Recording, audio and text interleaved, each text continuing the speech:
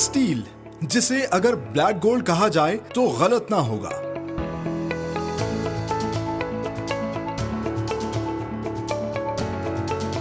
दुनिया के किसी भी मुल्क की इंडस्ट्रियल और इकोनॉमिक प्रोग्रेस का अंदाजा उसकी स्टील के पैदावारी हुजम से लगाया जा सकता है।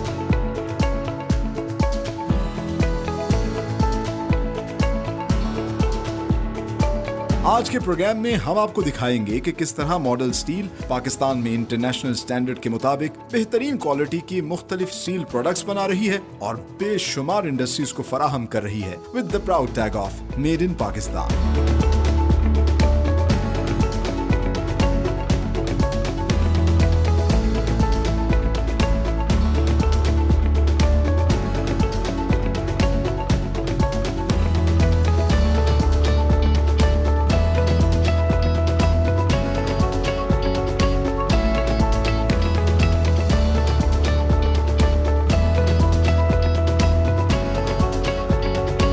अस्सलामुअलैकुम, welcome to another amazing and interesting programme of made in Pakistan.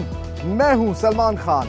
आज हम मौजूद हैं लाहौर शहर में, जहां पर वाक़ है न सिर्फ पाकिस्तान की बल्कि एशिया की वाहिद स्टील मिल जो कि लेटेस्ट टेक्नोलॉजी से स्टील प्रोडक्ट्स बना रही है। और ये टेक्नोलॉजी है hybrid twin direct rolling technology. जी हाँ, इस टेक्नोलॉजी से ना सिर्फ ये एनर्जी एफिशिएंट हो चुके हैं, फ्यूल एफिशिएंट हो चुके हैं, वेस्ट को बड़े स्मार्टली मैनेज करते हैं और कॉस्ट इफेक्टिवनेस के साथ एक प्रोडक्ट बना के ना सिर्फ पाकिस्तान में डिस्ट्रीब्यूट कर रहे हैं बल्कि इंटरनेशनल स्टैंडर्ड्स के मुताबिक प्रोडक्ट बनाकर पूरी दुनिया में एक्सपोर्ट कर रहे हैं with the proud tag of made in Pakistan. और इंटरेस्टिंगली ये टेक्नोलॉजी जो इन्होंने बनाई है, इस टेक्नोलॉजी को भी अब ये बाहर एक्सपोर्ट कर रहे हैं और पाकिस्तानी कंपनियों को भी दे रहे हैं। हम बात कर रहे हैं मॉडल स्टील की, जिनका मानना ये है कि इनकी जो प्रोडक्ट है that is model of strength. जो ये स्टील प्रोडक्ट्स बनाते हैं उनकी मिसाल मजबूती की दी जाती है।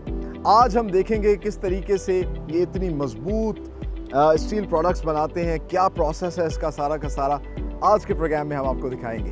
तो आइए एक्सप्लोर करते हैं।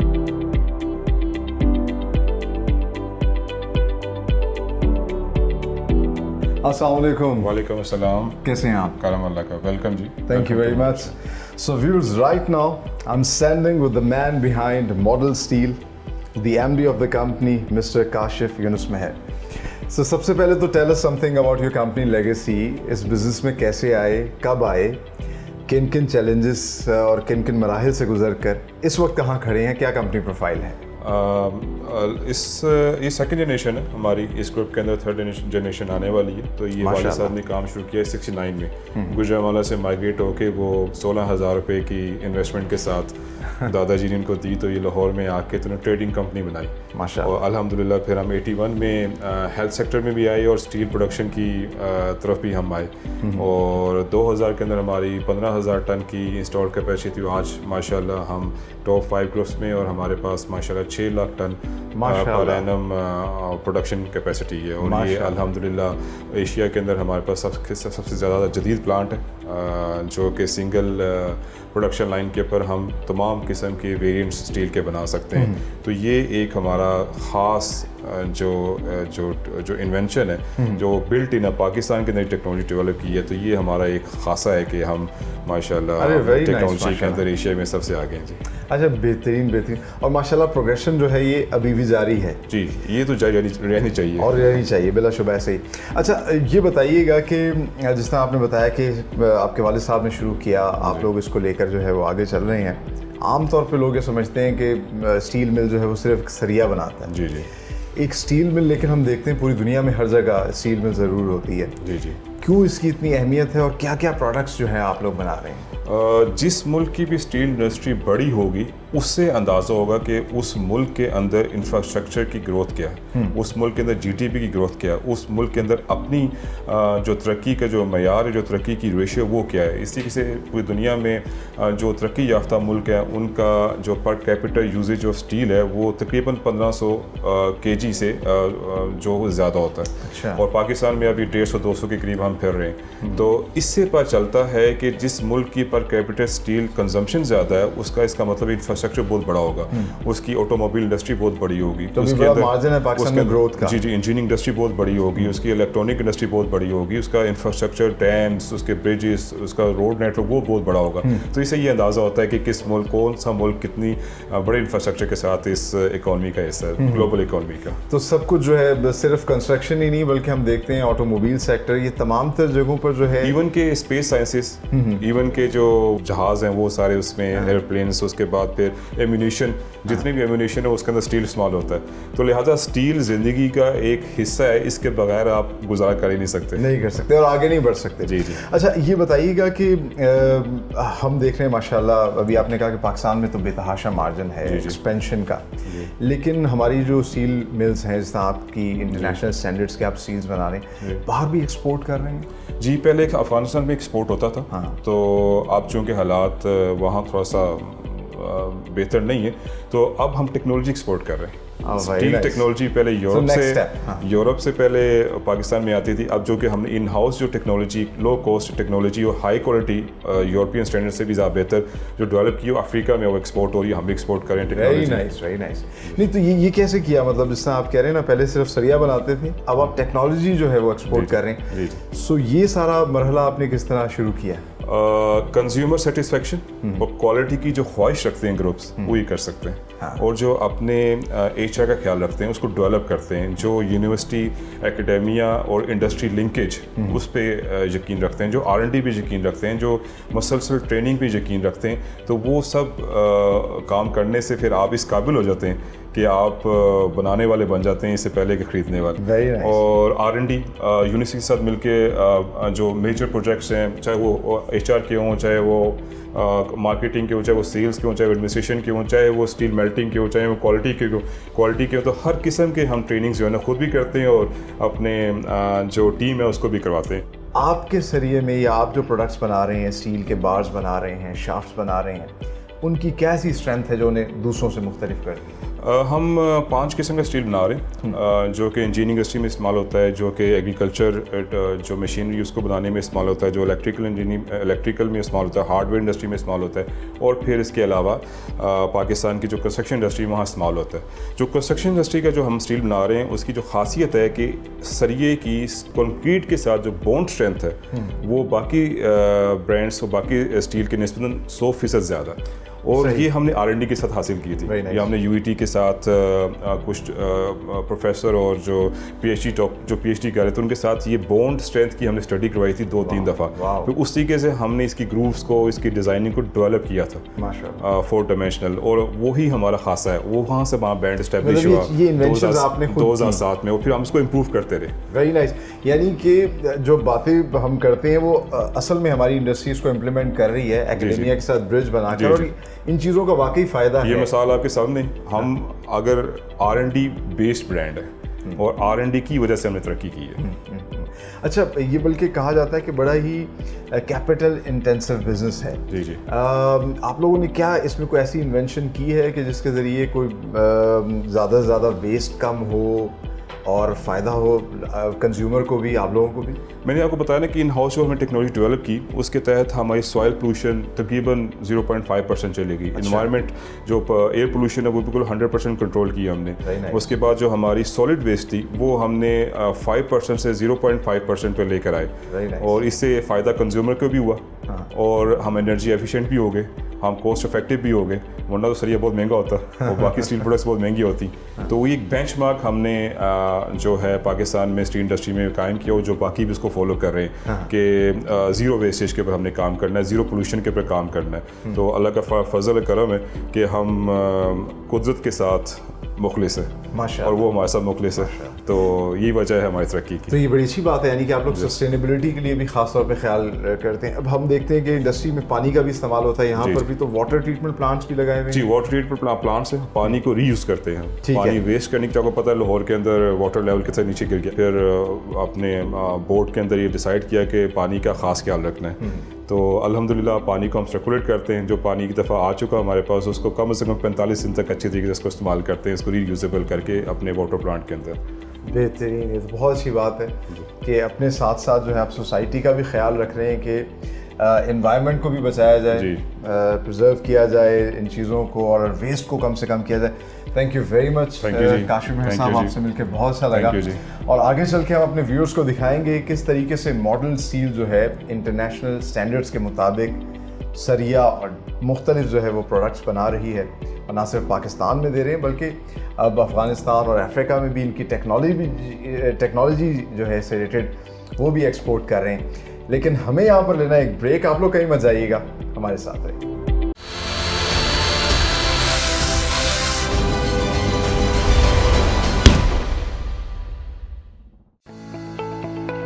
मॉडल स्टील में सरिये समेत मुख्तलिफ प्रोडक्ट्स बनाने का अमल शुरू होता है R&D लैब से।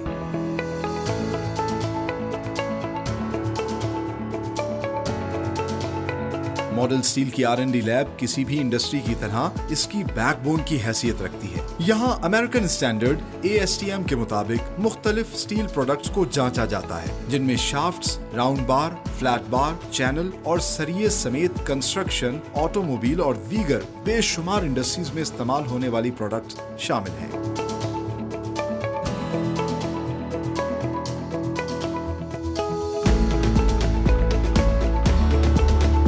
फर्नेस से पिघले हुए मटेरियल के सैंपल को ठंडा करके लैब में मौजूद स्पेक्ट्रो मशीन में जांच कर अपनी रेसिपी के मुताबिक ढाला जाता है, ताकि रिक्वायर्ड प्रॉपर्टीज और स्ट्रेंथ पर क्वालिटी प्रोडक्ट्स की मैस प्रोडक्शन की जाए।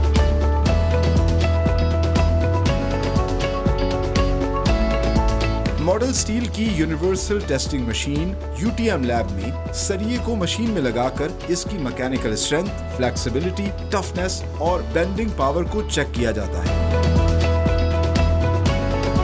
UTM लैब में मौजूद इंजीनियर्स मशीन पर टेस्टिंग के दौरान कंप्यूटर पर एक ग्राफ को देखते हुए सरिये के ब्रेकिंग पॉइंट तक की तमाम प्रॉपर्टीज का जायजा लेते हैं और अश्योर करते हैं कि बनने वाली प्रोडक्ट ASTM स्टैंडर्ड के मुताबिक है या नहीं।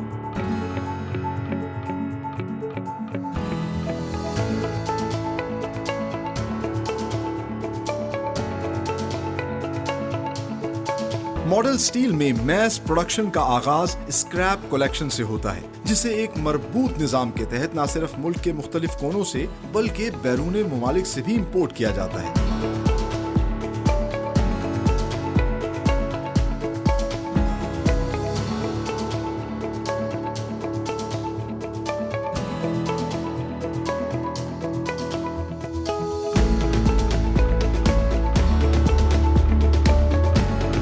अगले मरहले में मुख्तलिफ नौइयत के स्क्रैप को फर्नेस में डालकर 1800 डिग्री सेल्सियस तक हीट देकर पिघलाया जाता है।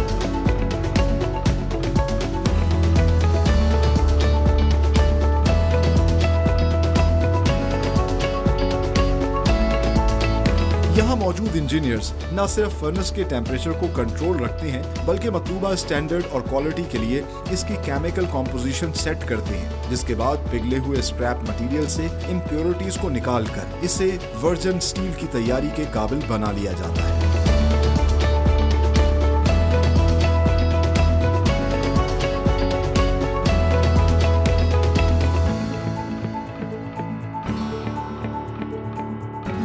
इम्प्योरिटीज से पाक मेल्टेड स्टील पर मुश्तमिल फर्नेस को CCM यानी कंटिन्यूस कास्टिंग मशीन पर शिफ्ट किया जाता है, जिसके बाद स्टील की मुख्तलिफ प्रोडक्ट्स बनाने का मरहला शुरू हो जाता है। फर्नेस के टेम्परेचर को मेंटेन रखते हुए CCM पर शिफ्टिंग के बाद एक खास प्रोसेस के जरिए स्किल्ड वर्कर्स एयर प्रेशर का इस्तेमाल करते हुए इसके पोरिंग होल को खोलते हैं ताकि कास्टिंग का अमल शुरू हो सके।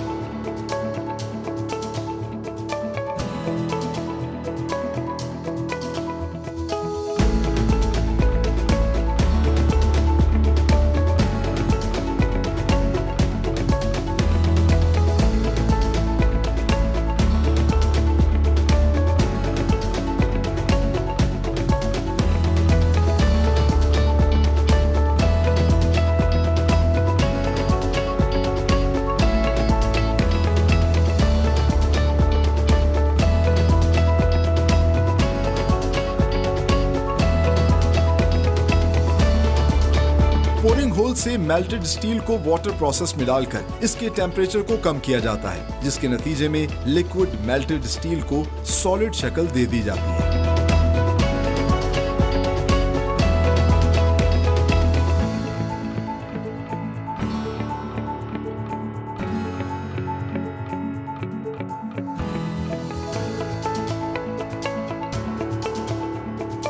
सस्टेनेबिलिटी एस्पेक्ट को मद्देनजर रखते हुए वाटर प्रोसेस में इस्तेमाल होने वाले पानी को रीयूज करने के लिए मॉडल स्टील ने जदीद वाटर ट्रीटमेंट प्लांट भी नस्ब कर रखा है।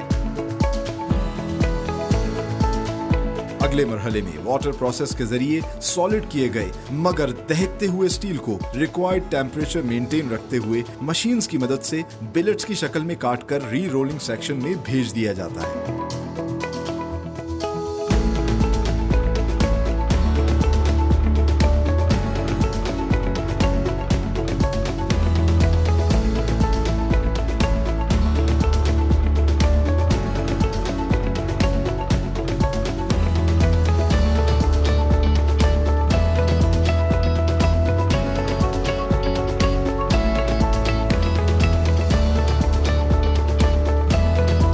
री रोलिंग सेक्शन में 1 मीटर के हर बिलेट को तकरीबन 8 से 16 रोलिंग मशीन से गुजारा जाता है, जिसके बाद 1 मीटर का स्टील बिलेट स्ट्रेच होकर 500 फीट की स्टील बार और सरिये की शक्ल ले लेता है।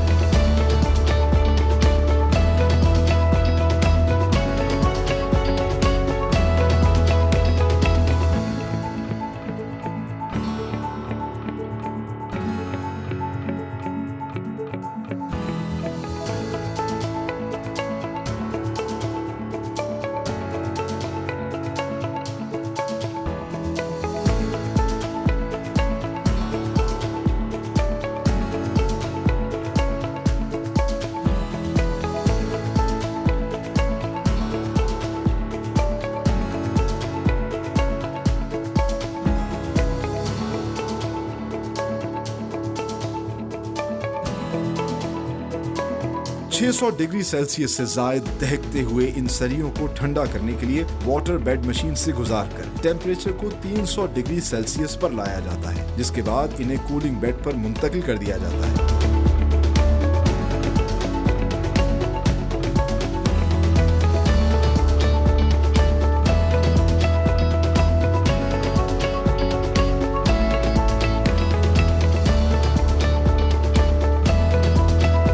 बेड पर ठंडा करने के बाद इन तैयार सरियों को कटिंग और ट्रिमिंग के मरहले से गुजारा जाता है, जहां इंटरनेशनल स्टैंडर्ड्स के मुताबिक हर लेंथ का साइज 40 फुट रखा जाता है। इस तरह मॉडल स्टील जदीद तरीन मशीनरी का इस्तेमाल करते हुए मुख्तलिफ प्रोसेसेस से गुजारकर बहुत सी स्टील प्रोडक्ट्स तैयार कर रही है और बेशुमार इंडस्ट्रीज को प्रोवाइड कर रही है with the proud tag of made in Pakistan. So इस वक्त हम मौजूद हैं मॉडल स्टील के R&D डिपार्टमेंट में, और किसी भी इंडस्ट्री की तरह इनका R&D डिपार्टमेंट भी इनकी बैकबोन है, जहां पर ये ASTM के स्टैंडर्ड्स, जो कि अमेरिकन स्टैंडर्ड्स इंटरनेशनली फॉलो किए जाते हैं, उसके मुताबिक अपनी प्रोडक्ट को जांचते हैं। और इंटरेस्टिंगली यहाँ इन्होंने अपनी डिफरेंट रेंज ऑफ प्रोडक्ट्स जो है उसको भी डिस्प्ले किया हुआ है। आप देख सकते हैं यहाँ पे शाफ्ट है, राउंड बार है, फ्लैट बार है। ये ऑटोमोबाइल सेक्टर में इस्तेमाल होते हैं। फिर ये चैनल्स हैं, फैब्रिकेशन के लिए इस्तेमाल होते हैं। ये TR हैं, कंस्ट्रक्शन के लिए मुख्तलिफ इनकी प्रोडक्ट्स जो हैं इस्तेमाल होती हैं। और आखिर में सरिया, मुख्तलिफ साइज़ का और मुख्तलिफ डिज़ाइंस का सरिया भी है यहाँ पर, जो ना सिर्फ हमारे घरों के लिए और ख़ास तौर पर हाई राइज बिल्डिंग के लिए जो है इस्तेमाल होता है, उस पर सारा स्ट्रक्चर मौजूद होता है। तो इंटरेस्टिंगली मॉडल स्टील ने अपने R&D डिपार्टमेंट को 2 लैब्स में डिस्ट्रीब्यूट किया है। एक तो है स्पेक्ट्रो लैब, और स्पेक्ट्रो लैब की खासियत ये है कि इसमें एक स्पेक्ट्रोमीटर ख़ास मशीन है जो यूरोप से इंपोर्ट की जाती है। और इस मशीन की खासियत ये है कि ये 20 सेकंड के अंदर जो भी इसके ऊपर कंपोनेंट या कोई चीज़ रखी जाए, उसके एलिमेंट्स जो उसके अंदर मौजूद हैं वो सब के सब बता देती है। और 20 सेकंड के अंदर तकरीबन ये 20 से 30 एलिमेंट्स उसके अंदर जो मिक्सर बनाया होता है उसके एलिमेंट्स के हवाले से आगाह कर देती है। ये लोग करते ये हैं कि जब फर्नेस के ऊपर स्टील मेल्ट होता है तो उसी वक्त उस मेल्टेड मटेरियल को यहाँ लेकर आते हैं, और यहाँ पर क्वालिफाइड इंजीनियर्स जो हैं दिन में कई मरतबा उसको चेक करते हैं, जांचते हैं। फिर जो उसकी केमिकल रेसिपी इनके सामने आती है, फिर अपने डिज़ायर्ड और रिक्वायर्ड रेसिपी के मुताबिक ये उसको ढालते हैं, ताकि जो फाइनल प्रोडक्ट निकले उसकी स्ट्रेंथ और फ्लेक्सिबिलिटी इनकी रिक्वायरमेंट और इनकी डिज़ायर जो भी इन्होंने केमिकल रेसिपी बनाई है उसके मुताबिक हो।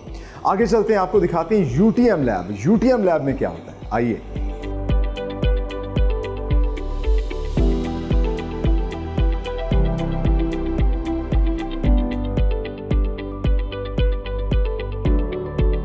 सो ये है मॉडल स्टील की UTM लैब, यानी कि यूनिवर्सल टेस्टिंग मशीन लैब। और आप मेरे पीछे देख सकते हैं ये बड़ी हैवी ड्यूटी मशीन है जिसके ऊपर ये सरिये को लगाकर इसकी तमाम तर प्रॉपर्टीज़ जो है वो चेक करते हैं। इसकी मैकेनिकल स्ट्रेंथ जो है वो चेक की जाती है, जांची जाती है।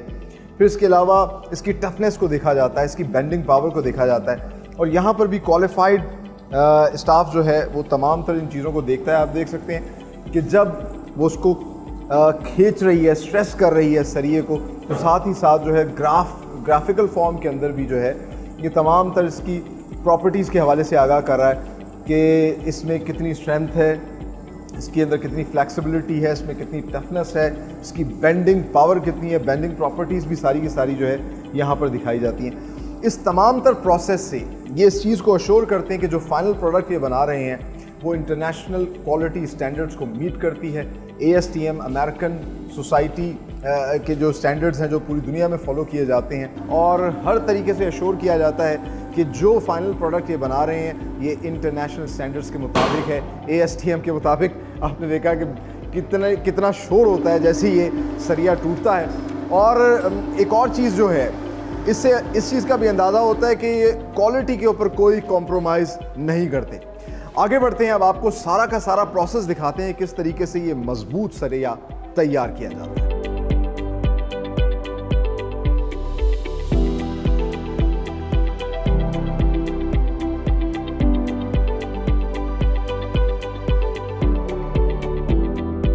सो व्यूअर्स, इस वक्त हम मौजूद हैं मॉडल स्टील के स्क्रैप यार्ड के अंदर। आप देख सकते हैं कि हमने ख़ास किस्म की जैकेट्स और हेलमेट्स पहनी है।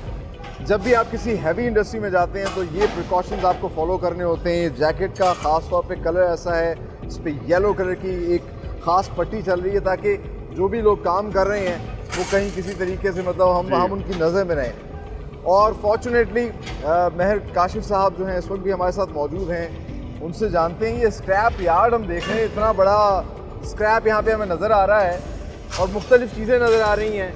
जो चीज़ें कुछ लोगों ने भी इस्तेमाल की हुई हैं वो भी यहाँ पड़ी हैं। तो ये इसकी क्या साइंस है, किस तरीके से आप स्क्रैप को जमा करते हैं और फिर इसको आगे यूटिलाइज करते हैं? आज आपको मालूम है कि स्टील इंडस्ट्री दुनिया की मोस्ट तरीन हार्ड कोर इंडस्ट्री है। यस, यहाँ जज्बे और यहाँ ख्वाहिशें और यहाँ एहतियात और सब चीज़ें मजबूत रखनी पड़ती हैं। आप लोहा बनना पड़ता है। तो ये हमारा स्क्रैप है जो कि मिडिल ईस्ट से भी आता है और यूरोप से आता है। और अब हमने अल्हम्दुलिल्लाह पूरे पाकिस्तान के अंदर अपना एक स्क्रैप कलेक्शन नेटवर्क बनाया है। Wow, very nice. और हमने ऑल्टरनेटिव कोशिश की है इंपोर्टेड स्क्रैप की डेवलप करने की। तो अच्छी बात है, हमें रॉ मटेरियल भी अब खुद ही पैदा करना चाहिए इंस्टेड ऑफ कि हम इंपोर्ट करें। हाँ, ताकि लोग अपनी चीज़ों को जल्द से जल्द जो है वो इंडस्ट्री को दें और फिर नई चीज़ें खरीदें। ये शुरुआत है हमारी प्रोडक्शन लाइन की। तमाम किस्म का स्क्रैप यहाँ आके डंप होता है और यहाँ से आगे फिर फर्नेसेस को जाता है, वहाँ से फिर CCP को जाता है, उसके आगे फिर डायरेक्ट रोलिंग मिल्स को जाता है और फिर आगे फिनिश प्रोडक्ट यार्ड को जाता है। अच्छा। तो ये यहाँ से एक्साइटमेंट और यहाँ से जो चैलेंज है और यहाँ से जो प्रोडक्ट है वो शुरू होती है। सही। तो अच्छा, जब इनको डाल रहे होते हैं तो फिर इस चीज़ का ख्याल रखा जाता है कि अब जिस तरह के ये पाइप्स बने हुए हैं, ये जनरल स्क्रैप है, ये रिसाइकल्ड स्क्रैप, जिस तरह के बाहर तो बाकायदा तौर पे रिसाइकलिंग का भी मैकेनिज्म बना दिया ना, कैंस को इसमें डालें, लोहे की चीज़ को इसमें डालें। ये हाँ, ये आपने बड़ा टेक्निकल सवाल किया, जैसे आप खुद स्टील इंडस्ट्री के लग रहे हैं मुझे आप। तो ये मटेरियल सिलेक्शन से कहते हैं हम। मुख्तलिफ कंपोजिशन के साथ मुख्तलिफ जो किस्म का स्क्रैप है वो डाला जाता है। उसके अंदर पास में केमिकल्स डाले जाते हैं और ये 1.5 घंटे में ये एक बैच तैयार होता है और 1.5 घंटे में इसको 4 दफ़ा टेस्ट किया जाता है। जैसे खातून घर में खाना पकाते 4 दफ़ा नमक चेक करती है इसका। तो हम इसको 4 दफ़ा चेक करते हैं इसकी कंपोजिशन को फाइनलाइज करने के लिए, ताकि जो एंड प्रोडक्ट है जो कस्टमर को जाए वो तमाम खराबियों से पाक हो। सो व्यूअर्स, ये है स्क्रैप यार्ड और ये पूरा एक शहर ही लग रहा है मुझे स्क्रैप का, जहाँ इतना तेज़ी से काम हो रहा है।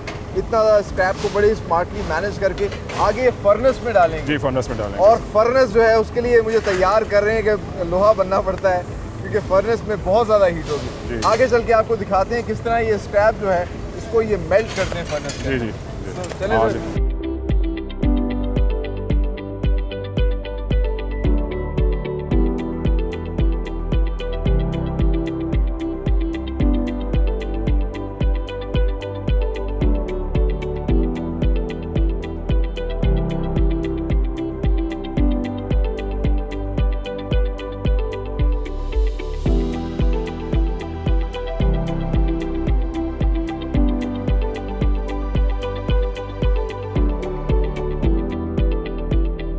सो इस वक्त हम मौजूद हैं मॉडल स्टील के मेल्टिंग सेक्शन में और ये मेल्टिंग फ्लोर है। आप देख सकते हैं मेरे पीछे फर्नेस लगी हुई है और इस फर्नेस को जो है तकरीबन काफ़ी ज़्यादा हीट दी जाती है 1800 डिग्री सेल्सियस। इस वक्त ये तैयार है हीट। अच्छा। और प्रोडक्शन मैनेजर इसको चेक करेंगे और 1800 डिग्री टेम्परेचर इस वक्त ये है। 1800 डिग्री सेल्सियस की हीट दी जाती है, लोहे को पिघलाया जाता है। इससे आगे चल के जो है इससे मज़ीद प्रोसेस करेंगे। अच्छा, ये कितना इम्पोर्टेंट है और कितनी क्या क्या चीज़ें इसके अंदर यहाँ पे लगी होती हैं, कितना इम्पोर्टेंट पोर्शन है इस सारे प्रोसेस का? टेम्परेचर कंट्रोल करना इसका सबसे अहम जो मकसद है हमारा। उसके बाद chemical composition, manganese, silicon, sulphur, वो इस जगह पे आके फिर हम इसको अकॉर्डिंग टू स्टैंडर्ड करते हैं उसको, और फिर इसको रेडी टू ये मूव है, रेडी टू प्रोड्यूस है, रेडी टू ये CCM प्लांट में फिर जाता है, वहाँ से फिर आगे स्टील प्रोडक्ट्स बनती हैं। ठीक है, क्योंकि स्क्रैप में तो काफ़ी चीज़ें होती हैं। जी जी। तो उसमें से आप सारी इम्प्योरिटीज़ निकाल देते हैं और केमिकल इसको करते हैं, फिर वर्जन बिल्कुल एक किस्म का ये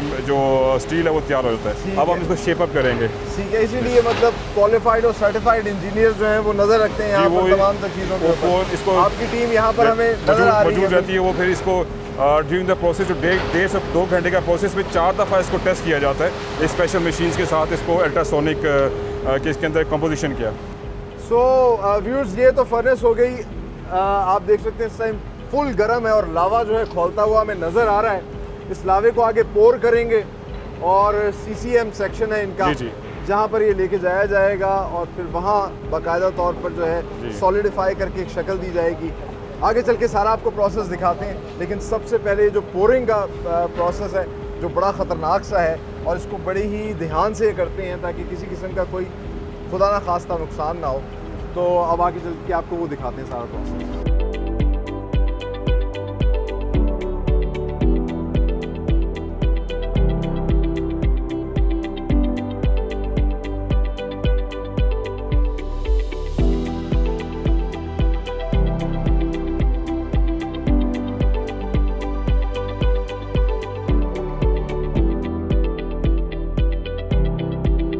तो आप देख सकते हैं मेरे पीछे ये फर्नेस है, ये एक पॉट की तरह है। इस पे सारा का सारा मेल्टेड स्टील पड़ा हुआ है। 1700 डिग्री सेल्सियस की हीट दे के इसको मेल्ट किया जाता है और इसके अंदर मुख्तलिफ़ किस्म की आप कह लीजिए मुख्तलिफ धातें भी होती हैं, लेकिन उन धातों को पहले जो रिमूव किया जाता है, एक पूरी केमिकल रेसिपी बनाई जाती है और ये तमाम तर चीज़ें जो हैं जाँच पड़ताल की जा रही होती है। जो इनका R&D डिपार्टमेंट है उसके पास ये तमाम तर चीज़ें बार बार ले जाकर चेक किया जाता है कि क्या ये एक्चुअल केमिकल रेसिपी है या नहीं, और फिर इस फर्नेस को शिफ्ट किया जा रहा है CCM पर। CCM क्या है?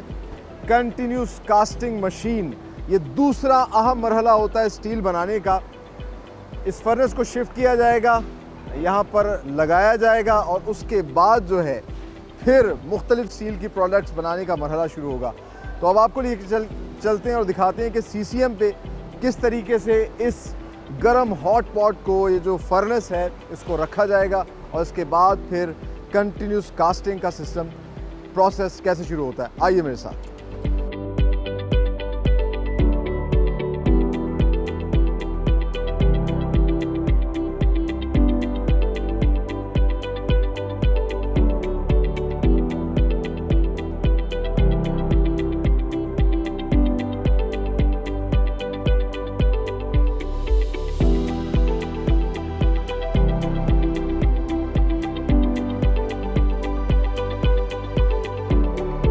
तो आप मेरे पीछे देख सकते हैं कि अब इस फर्नेस को जो है CCM के ऊपर रखा जा रहा है, कंटिन्यूस कास्टिंग मशीन के ऊपर।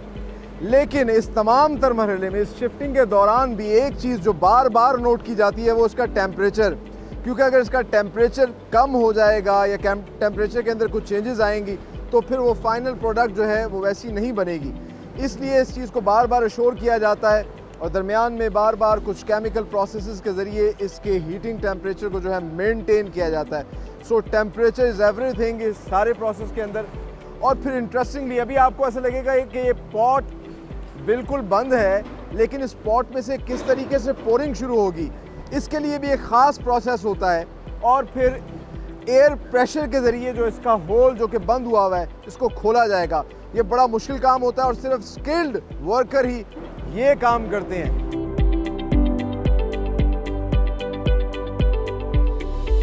ये ऑटोमेटिकली इसको बिलेट्स की शेप में काटना शुरू कर देगी। तकरीबन 1 मीटर की ये बिलेट होगी जो ऑटोमेटिकली कटेगी। यहाँ पर भी आप देखिए कि स्किल्ड लेबर जो है, स्किल्ड वर्कर, वो उसका टेम्परेचर चेक कर रहे हैं।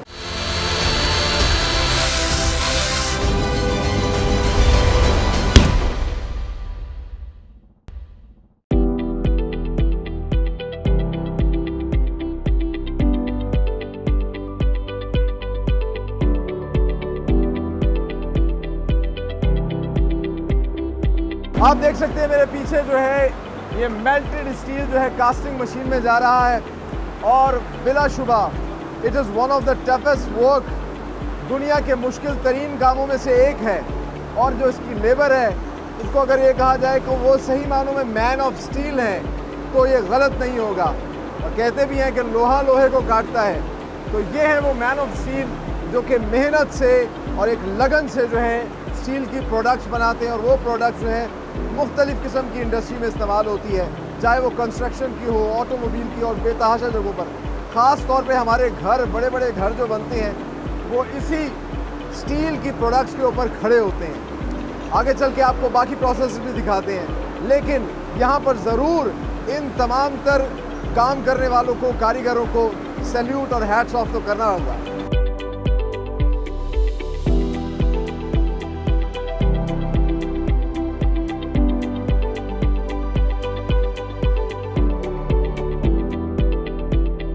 तो अब मेल्टेड और लिक्विड फॉर्म में जो स्टील था, जो कि हमने आपको पोर होते हुए दिखाया, उसको सॉलिडिफाई करना है, उसको सॉलिड शेप देनी है। और उसके लिए यहाँ पर ख़ास तौर पे वाटर प्रोसेस होता है। इस CCM के अंदर इस वाटर प्रोसेस के ज़रिए आप देख सकते हैं कि इसको सॉलिड फॉर्म दी जा रही है। कुछ टेम्परेचर को जो है वो कूल डाउन किया जा रहा है ताकि ये सॉलिड होना शुरू हो। आगे जाके इसको पीसेस में काटा जाएगा। अब आपको इसके बाद वो प्रोसेस भी दिखाते हैं। और साथ ही साथ यहाँ पर आपको ये भी बता दूँ कि इस वाटर प्रोसेस के लिए भी मॉडल स्टील ने ख़ास तौर पे वाटर ट्रीटमेंट प्लांट भी लगाया है ताकि पानी जो है उसका ज़या ना हो। एक ही पानी को बार बार ये साफ़ करके यूज़ करते रहते हैं। ये भी सस्टेनेबिलिटी की एक बहुत अच्छी इनकी काम है।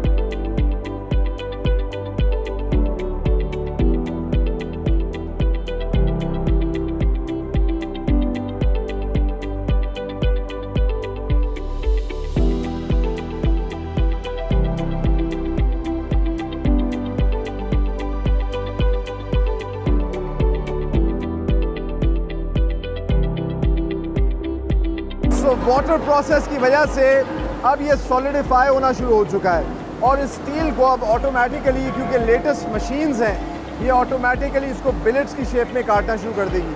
तकरीबन 1 मीटर की ये बिलेट होगी जो ऑटोमेटिकली कटेगी।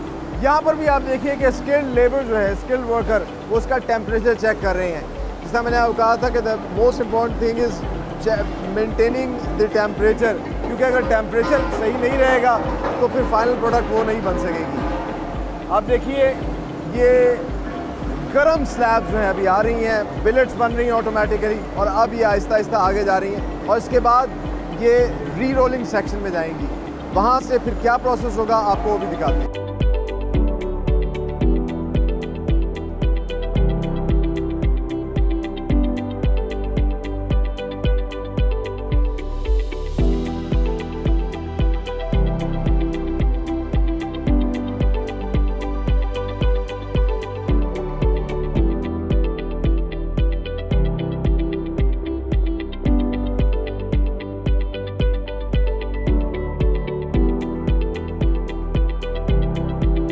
तो मेरे पीछे ये है री रोलिंग सेक्शन, जहाँ पर वो जो बिलेट हमने आपको तैयार होते हुए दिखाई, वो बार बार मुख्तलिफ रोलिंग मशीन से गुजारी जाती है।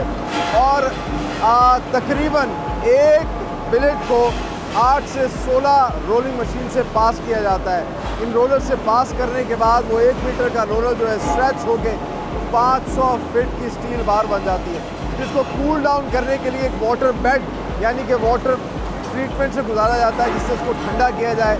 फाइनल प्रोडक्ट बनने के बाद उसको ट्रिम करके जो है वो स्टोर किया जाता है। आगे चल के आपको वो प्रोसेस दिखाते हैं, आइए।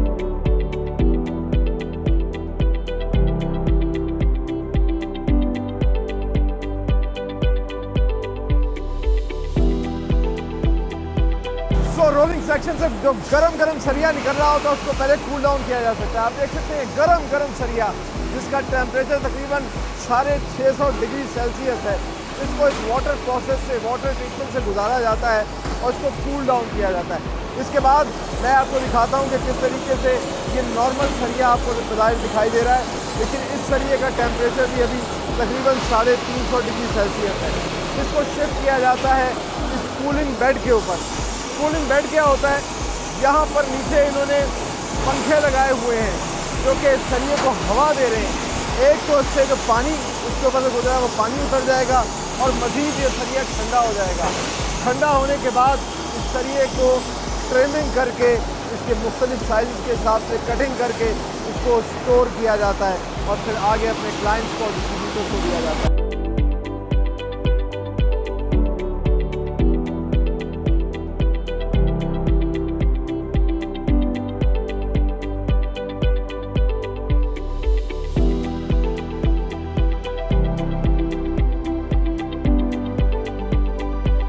सो कूलिंग बेड के बाद फाइनली तैयार सरिये को ट्रिम किया जाता है। तकरीबन इंटरनेशनल स्टैंडर्ड्स के मुताबिक 40 फुट की रॉड्स की कटिंग की जाती है और उनको फिर यहाँ पर उनका एक स्टैक जमा किया जाता है और उसको फिर फाइनली ये अपने स्टोर रूम में रखते हैं, जहाँ से पूरे पाकिस्तान में इसको डिस्ट्रीब्यूट किया जाता है। क्लाइंट के रिक्वायरमेंट के मुताबिक जो है इसकी साइजिंग को भी चेंज करते रहते हैं। आगे चलते हैं, आपको इनकी तमाम तर प्रोडक्ट्स जो यहाँ पर बन रही हैं उनको भी दिखाते हैं, जहाँ उन्होंने डिस्प्ले किया है क्या क्या प्रोडक्ट्स हैं, कौन कौन सी इंडस्ट्री में कहाँ कहाँ इस्तेमाल होती है।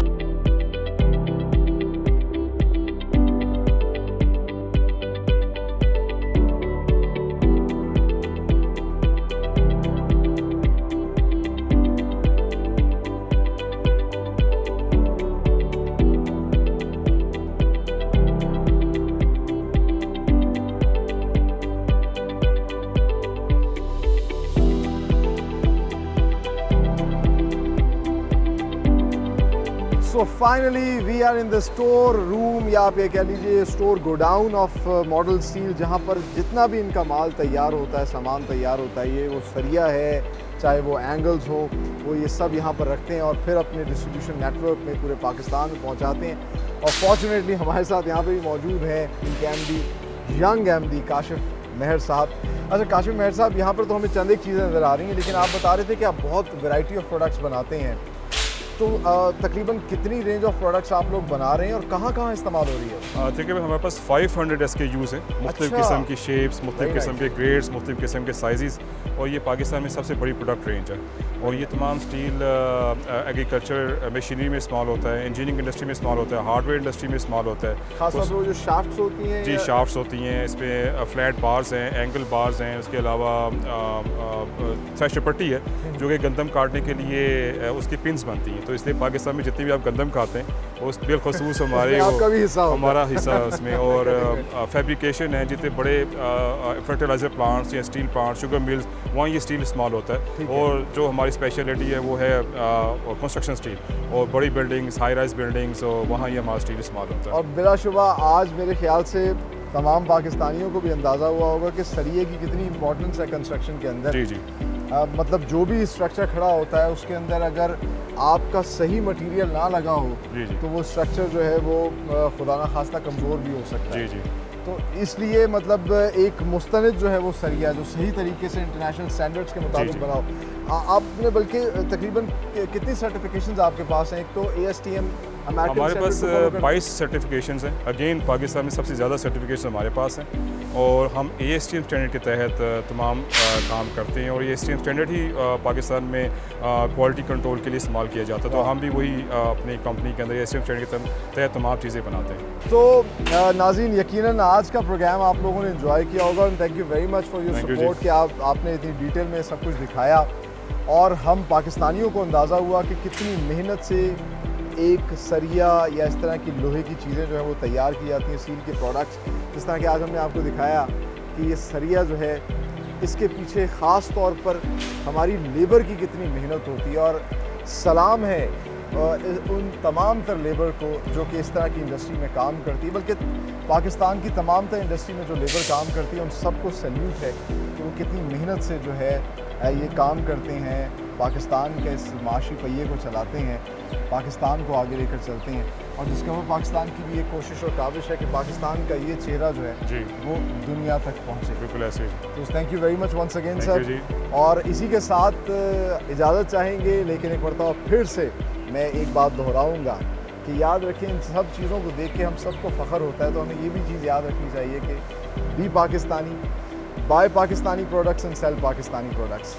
ये हैं वो पाकिस्तानी प्रोडक्ट्स जो पाकिस्तान की पहचान है, फ़ख्र हैं। और प्राउडली, जिस तरह कि आज हमें पता चला कि ये तमाम तर चीज़ें जो है अब पाकिस्तान से बाहर एक्सपोर्ट भी हो रही हैं, अब तो ये इसकी टेक्नोलॉजी जो है बाहर एक्सपोर्ट कर रहे हैं। सो ये पाकिस्तान के लिए फ़ख्र की बात है। तो आप हमारा ये प्रोग्राम जो है अगर टेलीविज़न स्क्रीन्स पर नहीं देख पाए तो घबराइए मत, आप हमारे सोशल मीडिया हैंडल्स पर भी जो है प्रोग्राम्स देख सकते हैं। यूट्यूब पे हमारे चैनल को सब्सक्राइब कीजिए, फेसबुक पे, इंस्टाग्राम पे हमें फॉलो कीजिए, अपने कमेंट्स भी हमें दीजिए और पाकिस्तान को सपोर्ट करने के लिए मेड इन पाकिस्तान इंडस्ट्री के हवाले से भी हमें फ़ीडबैक दीजिए, बताइए कहाँ कहाँ आपको मेड इन पाकिस्तान प्रोडक्ट्स नज़र आ रही हैं, हम उसका मेकिंग प्रोसेस भी आपको दिखाएंगे। इसके अलावा एंड्रॉयड और iOS पर भी आप हमारी एप्लीकेशन जो है वो डाउनलोड करके हमारे प्रोग्राम से एंटरटेन हो सकते हैं। इसी दुआ के साथ कि पाकिस्तान आगे बढ़ता रहे, फलता फूलता रहे। अपने होस्ट सलमान खान और मेड इन पाकिस्तान की टीम को दीजिए इजाज़त। अगले प्रोग्राम में एक नई इंडस्ट्री के साथ हाजिर होंगे, तब तक के लिए अल्लाह हाफिज़।